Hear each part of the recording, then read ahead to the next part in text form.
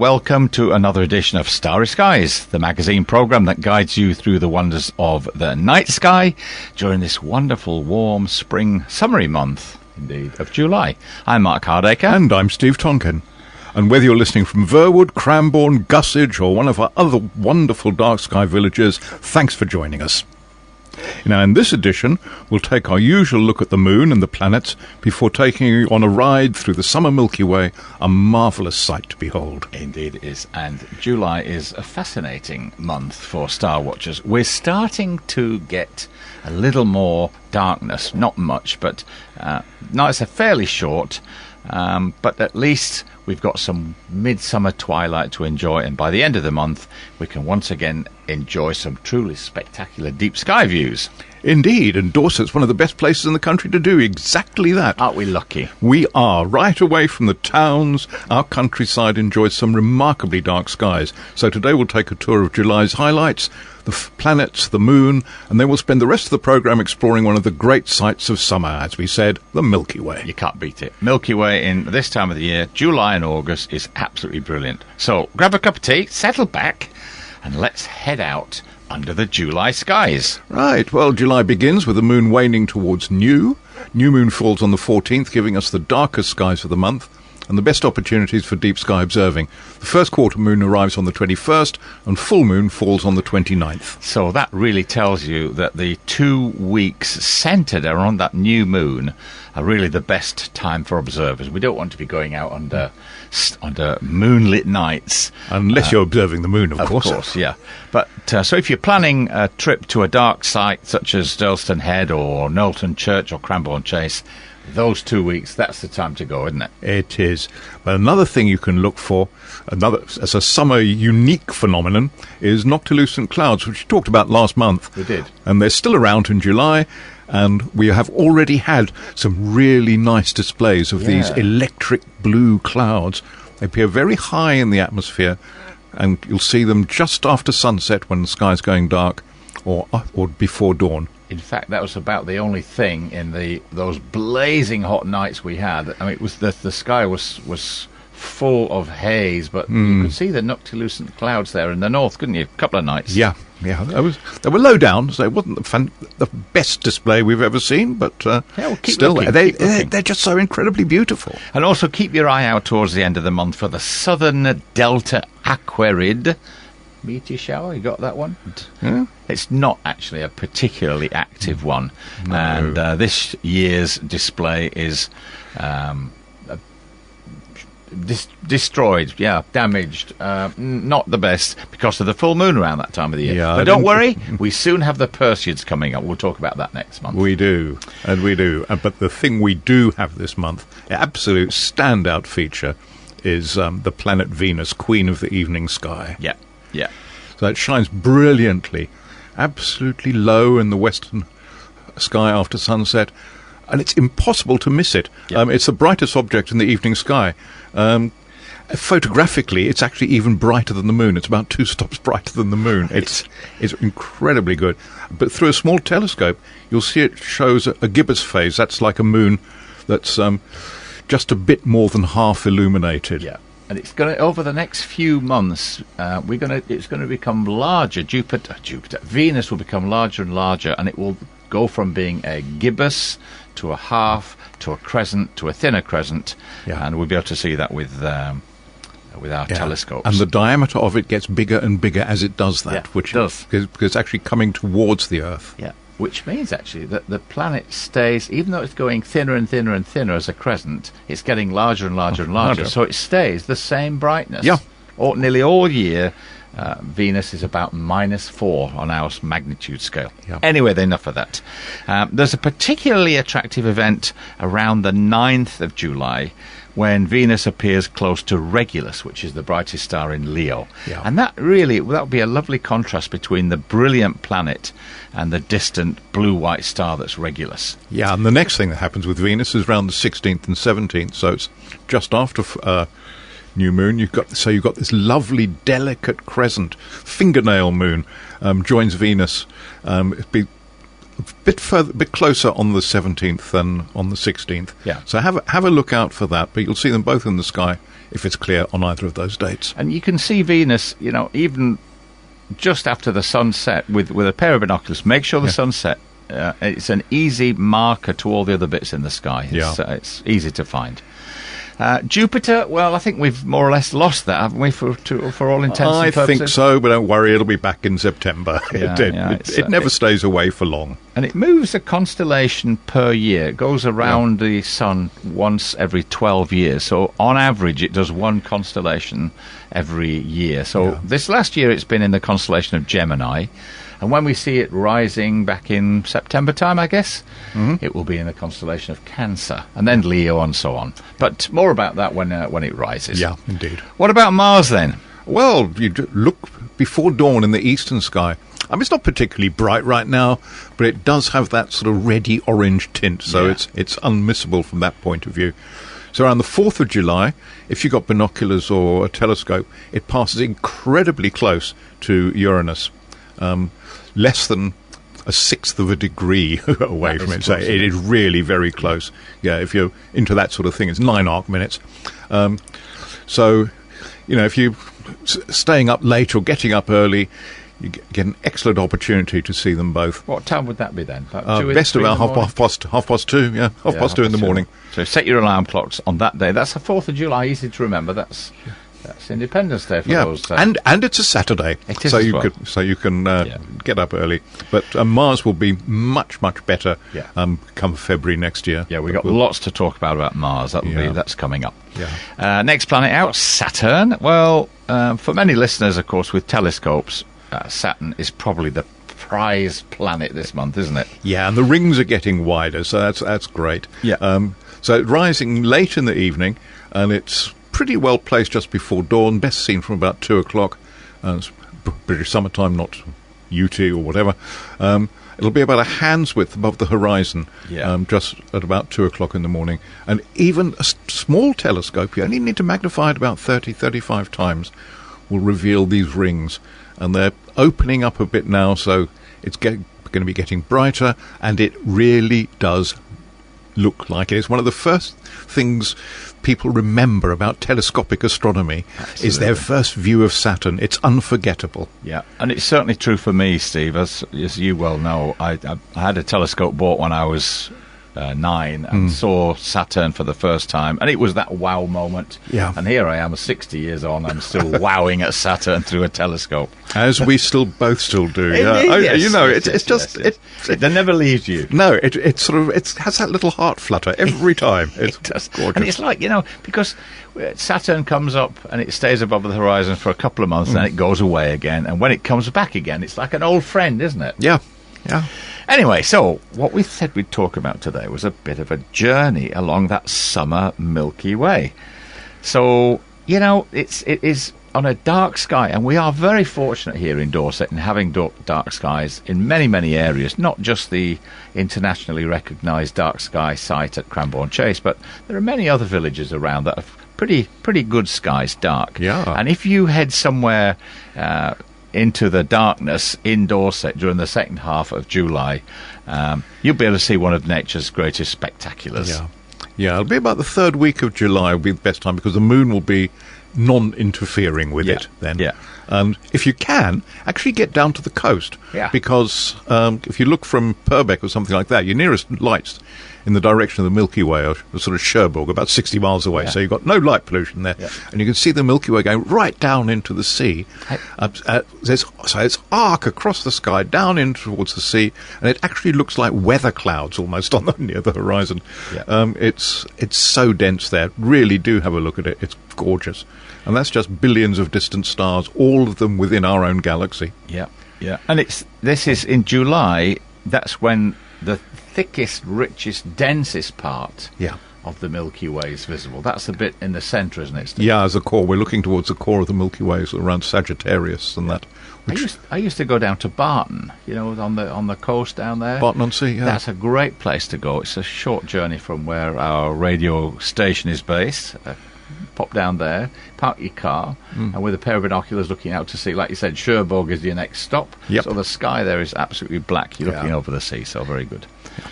So let's have a look overhead. We're going to trace our way from overhead down to the horizon. So let's begin overhead. And there, look for 3 bright stars. There's Vega, Deneb, and Altair. Yeah.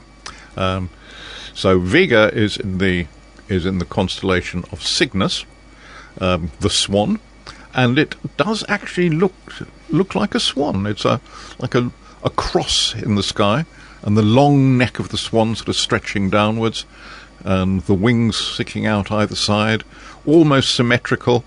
It really is lovely. And I think, Mark, you have a favourite star in the beak of the swan, do you not? That is indeed. It's a beautiful object. It's called Albero. Albero is the second brightest star in Cygnus, so it's called Alpha Beta, because we use the Greek alphabet. This is Beta Cygni. And through a pair of binoculars or a small telescope, it's a beautiful object. It's one of my favourite binocular objects, and like you say, it's in the beak of the swan. Yeah, and if you can split it as a double star and see both, you've got gold and sapphire. It's just gorgeous. Yeah, it is, and but is it a real double star? Is it a real double? In other words, are these two objects rotating round each other? The jury's out on that. Sometimes people believe it is, but they're a heck of a long way away from each other. And sometimes it's believed that they're just a line of sight coincidence. Yeah. It doesn't matter when you're looking at it. No, but the contrast between the yellowy orange and the sapphire blue is really tremendous. And it's often an object I show to newcomers because you don't often see colour in the sky, but this is a really very good example of two stars so close to each other. Yeah. So, anyway, we move on from those 3 stars. That's called a summer triangle. Those Vega and Deneb and Altair, the summer triangle, almost overhead in July. And now we've got another challenge for binocular users. Yes, well, you need to identify the constellation of Vulpecula. And in Vulpecula, just cast around in binoculars, or the chart that we'll put up on the Forest FM fan page and local club pages as well. It's not actually a proper cluster. In other words, the stars aren't all related to each other or gravity attract, but it looks just like a coat hanger in the sky. So it's known as the coat hanger because we are very descriptive people. And we've put a picture up of it already with a little finder chart. Pair of binoculars and look for an upside down coat hanger, right? Yeah. A long straight line of stars and then a hook hanging down. Yeah. And it's a lovely thing if you're out with the youngsters or something like that, and you can mount your binoculars, set it on it, and they can see it easily. And it's one of these things just because it looks like something. So we call it an asterism. Yeah. And they're fun to look at. They're great things. And this is also not a true cluster, is it, Steve? These stars are not all lined up in the sky. It's just a chance alignment. No, it is indeed. That's there. But we can move on to something that is a true gravitational bound cluster, and that's in the constellation of Hercules, or Heracles if you're Greek. And it's one of the really lovely things. It's called Messier 13. And that is a giant globular cluster containing hundreds of thousands of stars packed together in a vast spherical swarm. Yeah, in binoculars it looks just like an out-of-focus star. Yeah. But through a small telescope it resolves into just thousands of points of light, depending on how big your telescope is. And with our big telescopes that we have at Knowlton at the Fordingbridge Astronomers Observatory, we have a 12-inch and a 14-inch telescope there. They are what we call light buckets. They gobble down the light that comes in from these clusters. Yeah, the 12 and the 14 refer to how wide it is, not how long it is. Exactly. That's the diameter of the lens and mirrors in the system. Yeah. And through those telescopes, this cluster leaps into life. It almost looks 3D. You can feel that it's a globe of hundreds of thousands of stars. Just delightful. And globular clusters, for me anyway, Steve, one of the best types of objects in the sky with a telescope. They're jolly nice. But we've got also lovely stuff, especially with binoculars, I think, down in the south towards Sagittarius. Yeah, so we're heading now down south. We've gone from the summer triangle. We're now heading down south, and just there on the horizon, roughly a little bit, maybe a fist above the horizon, a bit more, is the constellation of Sagittarius. Yeah, it looks like a teapot. Yeah, but if you look at now, it's towards the centre of the galaxy, that thick part of the Milky Way we've just been talking about earlier. But binoculars, you will see more stars in a binocular field of view than anywhere else in the sky. Yeah. So it really is gorgeous. And the dark patches in it are not gaps in it. That's actually dust between us and it. Yeah. So any dark lanes you see in the Milky Way are actually foreground dust. Soot and sand. Carbon. Well, it's carbon and silicates. All floating around and blocking our view. Yeah, and that's why actually we can't see the centre of our Milky Way very well, can we? No, we can't see it at all because there's just so much stuff in the way. Yeah, it's a shame really that from Dorset where we are, we never really see Sagittarius very high above the horizon. No, but it's because that's as high as it gets in the summertime. But if you were to go down to Australia or New Zealand at this time of the year, I tell you, the view when Sagittarius and Scorpius are overhead, and I'm talking here with a man who lived south of the equator for a number of years of his life and knows the southern skies. Yeah, they are spectacular, absolutely gorgeous. And you just sweep around with binoculars, and everywhere you look, you just see another cluster, another little star cloud, or some other sort of coloured treasure or something like that. It's just, we can tell. I go all gooey about it. It's so lovely. And he makes me go good, because do you know where he's going next, dear listeners? He's going to Namibia, and he's going to be doing some stargazing from Namibia. How nice would that be? That would lucky guy. Absolutely gorgeous. Yeah. When are you going? Soon. Relatively soon. Yeah, very good. And I hope to be there this time next year as well. Excellent.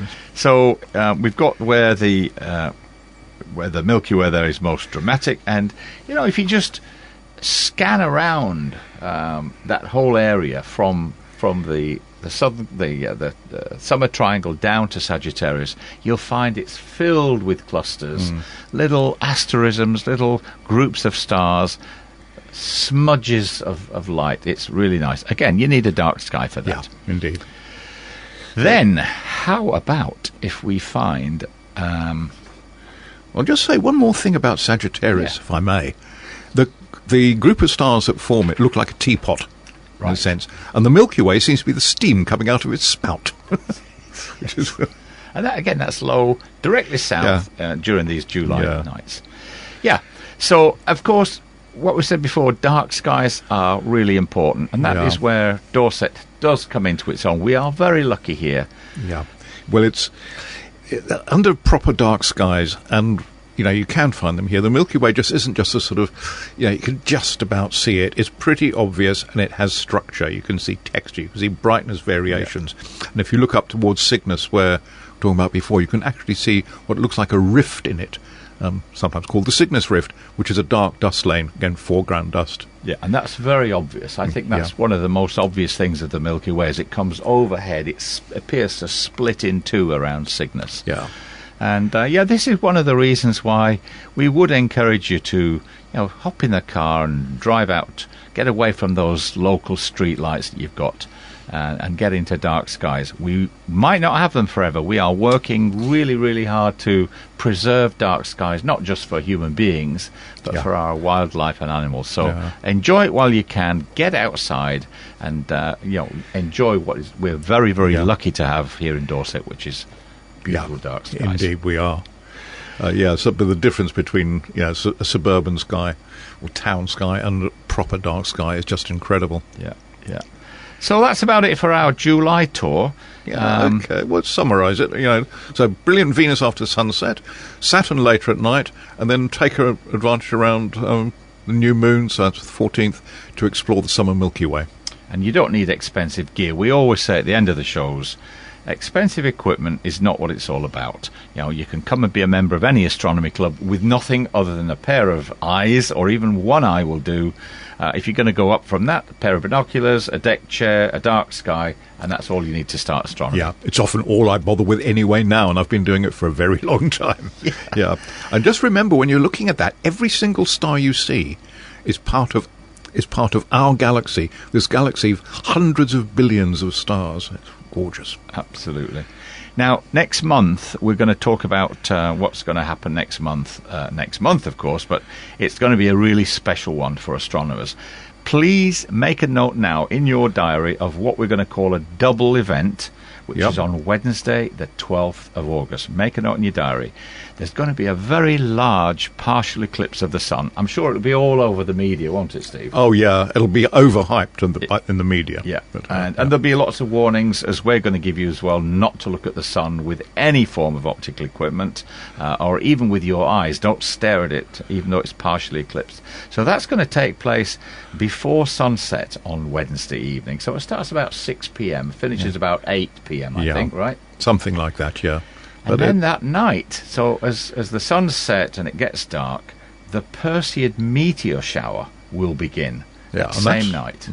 About 11-ish. Yeah. And that's it's the second best meteor shower of the year, but it's the one most people see because it's generally warm when it's on, whereas the other ones is in December when it's cold. But Fordingbridge astronomers are going to be at the the recreation ground in Fordingbridge, and we're going to safely share both events with you. But we'll talk more about that next month. But again, repeat, unless you have a telescope or system that is specifically designed for solar observing, please do not look in that direction. Absolutely. So that's for next month. The planets and constellations we've mentioned today can all be found on our monthly sky chart, which is available on our Forest FM Facebook fan page, as well as online through Fordingbridge Astronomers and Wessex Astronomical Society. The chart will show you the night sky as it appears around 11 o'clock of the middle of July. I've set it this month for about 11 o'clock, so it's probably dark. Yeah. And if you'd like to know a little bit more about astronomy, please contact us. Our local astronomy club is the place to start for help with finding your way around the sky, with equipment, and just friendship, actually. Social connection. We have a great time. We do. So Fordingbridge Astronomers meets on the first Wednesday of the month, usually at the Elm Tree in Hightown, right, Ringwood. Yep. Wessex Astronomical Society meets at the Allendale Centre in Wimborne on the first Tuesday of every month. And Cranbourne Chase Astronomy Club meets on the second Wednesday of the month at the Grosvenor Hotel in the centre of Shaftesbury. And they're all welcome new members. You don't need expensive equipment, as we keep reiterating. At least one good eye works, two slightly better, but really just a curiosity about what's going on around us. Great stuff. So we look forward to welcoming you again next month as we talk about the eclipse and so on. For another edition of Starry Skies. And until then, it's goodbye from me, Mark Hardaker. And from me, Steve Tonkin. And as usual, clear skies.